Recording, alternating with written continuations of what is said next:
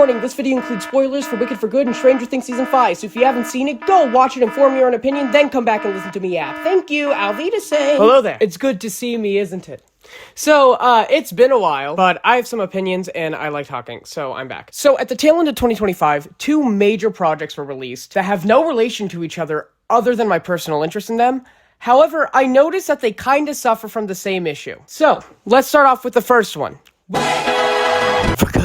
I've made my opinions on Wicked unbelievably clear in the past. In 2024, which is almost 2 years ago, I made a video called What is Wicked Even About? Attempting to explain the plot of the Wicked musical and just giving my gripes with it, because I do have gripes with it. However, when the first film came out, I didn't make a video on it because I was busy and lazy. I was in spam a lot at the time, so I had my bags full of apples. I thoroughly enjoyed the first film. I think it is one of the strongest stage-to-screen adaptations. I think it expands upon the source material in a compelling and useful way. Every puzzle piece was pretty much in the right place. There's a couple things where I was like, nah. But overall, I think that it is one of the best movie musical adaptations I think ever, and we'll probably see for a very long time. So when Wicked for Good came out, to note, in January of 2025, I saw Wicked at the Pantages again, and I stayed awake this whole time, and I thoroughly enjoyed it. I found a newfound appreciation for the music. Seeing it on stage again after those criticisms and expecting the camp made it so much easier, not only to understand, but also to just enjoy. I was able to sit back and relax because I wasn't now watching this as Wicked, the prequel to Wizard of Oz. I was watching this as Wicked, the musical. Like, I even got Wicked bracelets. Like, I'm a technical fan of this property. But I got tickets the day that they released for Wicked for Good. I was so freaking pumped for this movie. I was under the impression that maybe, just maybe, it could be better than the first one. I was wrong. I should have known better. Luckily, that kind of like diminished as I went into it. I just went into it with an open mind, being like, let's see how this works. Let's see how they do this. Because I've grown to love the second act of Wicked, even though it is flawed plot-wise. I think that overall, it is still enjoyable, and the music is just so freaking good. It doesn't have any, like, big bangers or big ensemble numbers, which is actually kind of a flaw that the film has. But I thought it was pretty damn good. So when the movie comes out, I dress up in this. Here's a picture of me at the Regal at 9 in the morning. I saw this at an opening day in IMAX at 9 in the morning with like maybe about 4 other people in that damn theater, and I cried about the last 40 minutes. So coming out of it, there's a video of me in my car being like, it was good, like, it was really good, I cried, but, like, there was something that's like, The biggest issue that I had with it was that this is a story that is in Wizard of Oz. This intertwines with Wizard of Oz. No, Wicked is its own world, it's not a prequel to Wizard of Oz. Okay, but when you have certain things that correspond so intensely with the Wizard of Oz, whether it's the book or the movie, you kind of have to play into that, and I think that Wicked for Good focused too much on redeeming everyone in a story about morally gray characters and actions instead of telling the story and making it make sense. Now, I'm like, I knew, like, it was whatever, like, Bach, Tin Man, Fiyero, Scarecrow, Nessa, like, all this stuff, like, I knew it was gonna happen. So I wasn't too thrown off by that. I was mainly thrown off that, like, they focused so much on Glinda's backstory. I love Ariana Grande. I love Glinda, evidently. But if you're going to add that, I wouldn't mind another 2.5-hour movie. I think that what this needed was more. I get it would be more boring and people would be like, oh my gosh, why is it so long? But it would have been so much more impactful because this is, whether you like it or not, it is inherently tied to the Wizard of Oz. It's inherently tied to that property. People are going to view this associated with that film. I believe that they should have shown Dorothy's face. I know, I don't mean to be disrespectful towards Judy Garland's. I grew up with Wizard of Oz. It was my grandma's movie that she showed us, and then my mom, like, literally lived off that movie since she was like 4 all the way up to like 30. So like there was a connection there, and I was seeing Wicked for Good as the sequel to Wicked. And I think the issue is that they tried to make it too much of a sequel than trying to adapt and I guess fix the second act. There are things that you can't do on stage in a 45-minute story. What they were doing is that they were taking 2 45-minute to hour-long stories and putting them on the big screen respectively. And that works. However, when one of them is just a kind of cleanup damage control, which it just adds more questions to the last one, I am so happy that they split into two, because having one film end on Defying Gravity makes one a successful, not perfect. I almost said perfect. It's not perfect.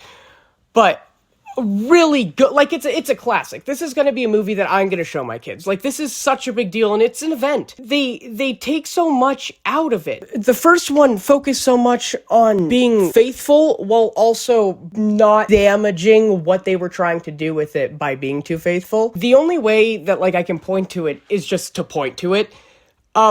Wonderful. I think I will listen to it. I love it. They removed the most important section and the most important line of the entire song. And I get it, they were trying to focus on Elphaba and Glinda's friendship. Glinda and Wonderful makes so much sense. But the point was that Elphaba was going to have to play this game. And having Glinda there just makes it like she's guilted into it.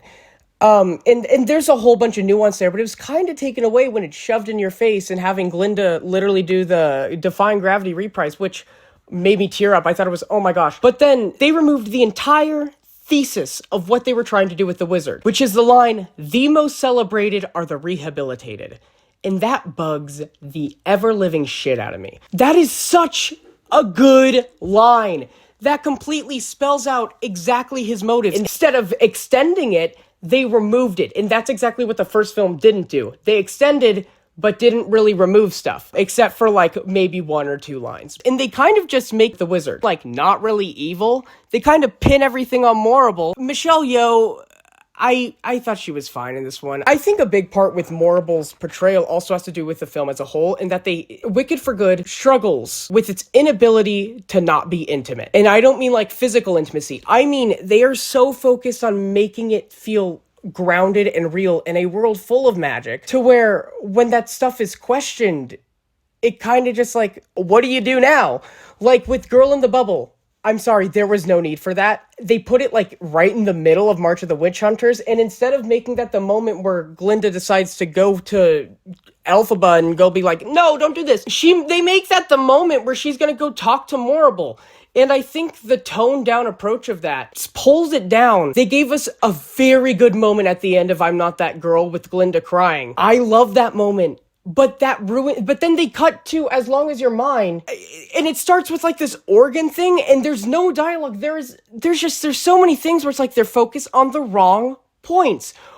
You can't just say Fiyero and Bach become the Tin Man and Scarecrow get thrown in, and then have it just be like, whatever. That's not how it works. You need to tell this story. And they were telling such a good story. And the ending was so sentimental and so like, to where I was just like, whatever. Screw that. But I think that they had billions of dollars to do something incredible. And I think they did do something pretty great. But there was just small little things that made me question why. And that brings us to our second point, because I so thoroughly enjoyed Wicked for Good. I think all the performances, for the most part, were pretty good. For some reason, the one that stood out to me most was Ethan Slater as Bach. I thought he did such a good job. I don't know. I think that they should have shown Dorothy more. I get, maybe it's just because like, oh my gosh, it's something familiar, but like they already do that. They add music beats in there and reprises that weren't in the original show. So it's like, if you're already going that route, then full stop it. Don't like half-ass some of it. Like if it's raining, bring out an umbrella. The fuck does that mean? There's just so many things where it's like so close. And I think that Glinda getting this sort of redemption arc kind of takes away from the morality of that. And having Elphaba not do anything truly wicked is also like, because she sings no good deed. And it's like, well, I attempt to do again. Blah, blah, blah, and then nothing really happens. She just kind of lets herself die. That's a good deed. Like, I don't know, but I kind of explained my plot issues with that in the other Wicked videos, so if that's something that matters. But like the biggest issues is that instead of focusing on fixing that and making it like the best it can, they focus on these big moments and big instrumental beats and just these big character moments that don't really land as hard because we haven't been given the added context. And since we're seeing it in a film where everything is kind of has to be taken literally, especially with the approach that they took, with this kind of like backlit, realistic sort of camera work and color grading, like we kind of have to take it literally. You can't really be stylized after you establish in the first one and kind of in this one that there's not really a style. It's just kind of how it is. So I don't know, like when you're on stage, you have that form of disbelief, and especially with that steampunk aesthetic, it's like we're being told this story. With the movie, we're kind of just, we're witnessing the story. We're not being told it. Does that make sense? So there's just, I don't know, there's just a lot of issues, but I think the biggest one is that they focus too much on the wrong things. They focus so much on moments, and instead of fixing what was already set up and what was, I don't want to say inherently bad, but was inherently flawed. So that, if that doesn't sound like another thing, well, let me draw those comparisons for you right after I change the sweater, because a lot of what I was talking about also aligns with Stranger Things Season 5. Long last, we can begin. So, I have also made my opinions on Stranger Things as a whole, at least when Season 4 came out, also inherently clear. I made a whole video on that. And though, as life works, opinions change, so my ideas sort of, they've changed. Like, I am more fond of Season 3 now than I used to be. I haven't really gone back to watch any of it just because, like, I don't know. I need that little break, especially after this season. So, okay. There's so much to talk about here.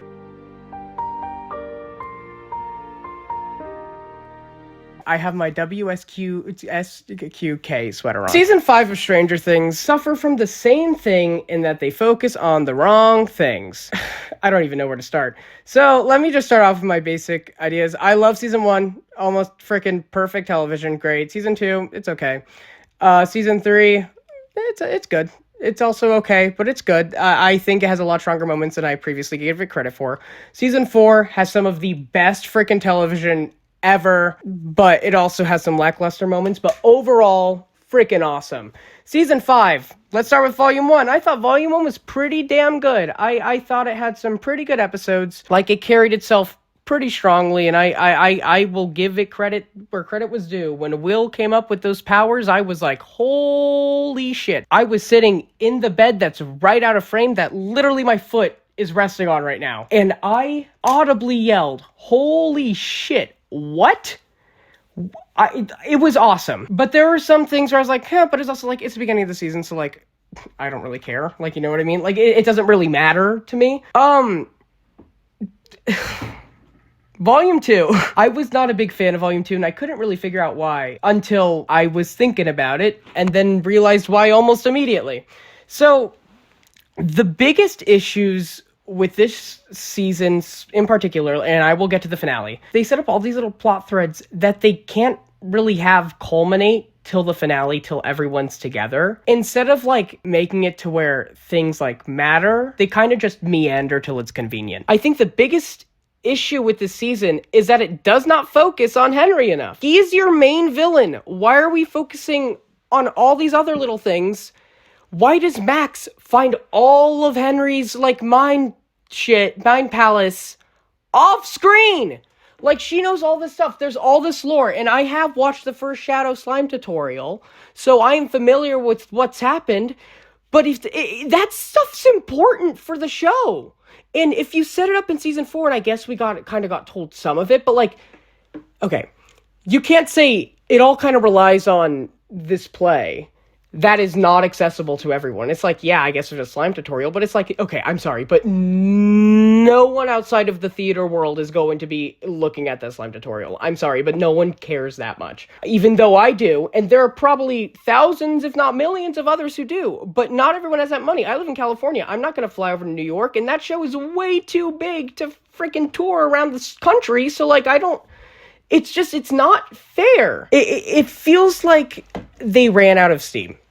Season 4 ended on such a big cliffhanger, and when they kind of patched it up, I was kind of like, whatever. Those gates in the ground, like, we're just going to cover it with metal. I was like, okay, whatever floats your boat. I mean, I don't know how that would stop the Upside Down from coming into our real world, but like, So, but having the world be on quarantine, I was like, okay, if they're gonna cop out, I guess that's a pretty good cop out.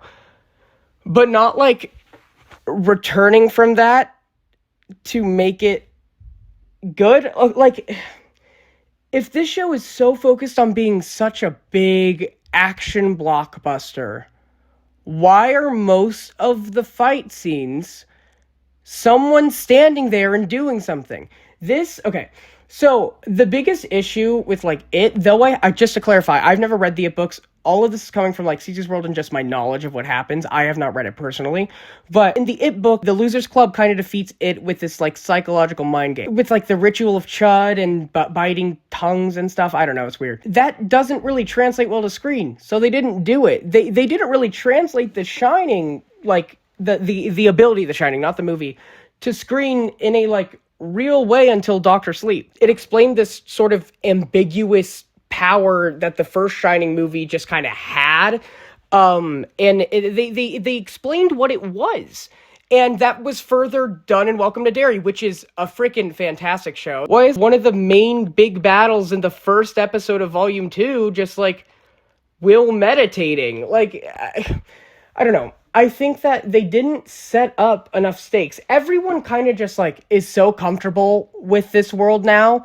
to where it's like there's no stakes. Like, I understand that after seeing the finale, I'm kind of glad no one died. I've grown up with everyone, not everyone, but like I've grown up with these people, so it was nice seeing them have their happy endings, and it was very like 80s and very like kind of sitcom ending, so I was like, I'm chill with that. But when there's no danger, because even though like, yeah, no one dies, even if no one died, that's fine. There's no mystery. Like, there's nothing. It's plot twists and everyone figuring stuff out and explaining it over and over and over again, and then saying we're all gonna die, and then nothing happens. They say that so many freaking times. If there was a drinking game for every time they said we're all gonna die in like just Volume 2, you wouldn't make it through the night. Like, I don't know. They should have focused on their main villain, Vecna. They should not have focused on each character's interpersonal relationships if that's not what they wanted to focus on. They only focus on that when there's meandering that needs to be done in order to stretch this out to 8 episodes. This could have been a 3-hour movie, not a 9-hour series. There is not enough here. They introduce too many characters and they focus too much on that to where it takes away moments that could have been. I didn't even know what to expect, but I was thoroughly like impressed with the finale because I was kind of expecting it to be doggy doo-doo. And though I do think the finale has issues, I don't think the biggest issues with the finale are kind of the finale's fault. I think the issues with the finale are what set up earlier. If they set up this Dimension X thing and they did it like, if they set up that like I can talk about plot holes all day. Where'd the military go? I don't give a shit. Even if they explained where it went, I wouldn't care. Like, it would just be like, oh, they just went there? Okay, whatever. So, ignoring that, there's so many other things, like, why are we focusing on Jonathan and Nancy's relationship not working if, like, when they're about to die, and then they don't die? So it takes the weight of that away almost completely. The only reason why it's like this season is somewhat watchable and stuff, even though no one dies except for like a side character in allegedly a main character, which I believe she's dead. So whatever. But, like the Upside Down being a wormhole, I thought was, Now, I did not hate this season. I just think that they focus on the wrong things. The biggest thing is that, like, why aren't we focusing on Vecna's backstory? Why aren't we focusing on Henry's backstory? We kind of set it up in season 4, so if you're not going to do or spend time with these big major plot events, and instead you're just going to try and wrap everything up with a neat little bow and just have him fight this fucking Dark Crystal spider. In season 4, characters kind of found out stuff all at the same time. Like, the massacre at Hawkins Lab is such a good example of how good these brothers are at storytelling. They told this story in such a cohesive and just smart way. And though there were flaws along that road, season 5 is completely like removes everything reminiscent of those boys' genius. I thought it was good. I didn't cry in the finale. I wanted to, but I couldn't. The Purple Rain stuff, like all the needle drops, kind of like, I was like, I'm sorry, but when I hear the boom, like that just takes me out of it. Hearing that like 80s just cheese stuff, it feels like they put themselves on autopilot. They had such a good story to tell. Why we could have followed Max through Henry's mind. Also, Holly, oh my god, adorable child. So is Derek. I love Derek. But Holly, I think she did such a great job for what she was given. This is not a knack of the performance. Other than, like, the telescope thing that, like, points them to the location. It's, like, the sword thing in Rise of Skywalker. I was like, no way. I just... Why, if we're gonna spend that much time in Vecna's mind, why aren't we spending time exploring it? Like, even though it's like, well, they were trying to focus on escape. But there are other ways to do that. They could have done so many different things. And they just didn't. The issue is that they didn't. They just kind of took the easy way out, and it just makes for a lackluster final season. Now, I think that the relationships between the characters and stuff, like, okay, to get the elephant in the room, I did not mind Will Byers' coming out scene. I was like, finally, it's about time, but, like, why are we waiting this long, and why is he waiting till now? Like, they really? Like... Come on. And there are people, I don't know. It's just, there are certain moments that I think that they weren't thought out through. And we had to wait like 3 years for this. And it feels like one of the most rushed endings possible. Now, the epilogue was absolutely great. I thought they did that well. Because it felt like Stranger Things. But like, if you were going to wrap that up and like just kind of like, if you're going to pick up from where season 4 left off and just kind of like retcon that and be like, oh, we just got rid of it. Why then I get that like sometimes you have to do that. Like they had to retcon that because like, you know, actors age and the writer strike and all this stuff. So like they had to do the time jump so you couldn't just pick up immediately where you left off. It kind of feels like in the 9th season of The Office where they give Jim and Pam relationship issues because they don't know what to do with them.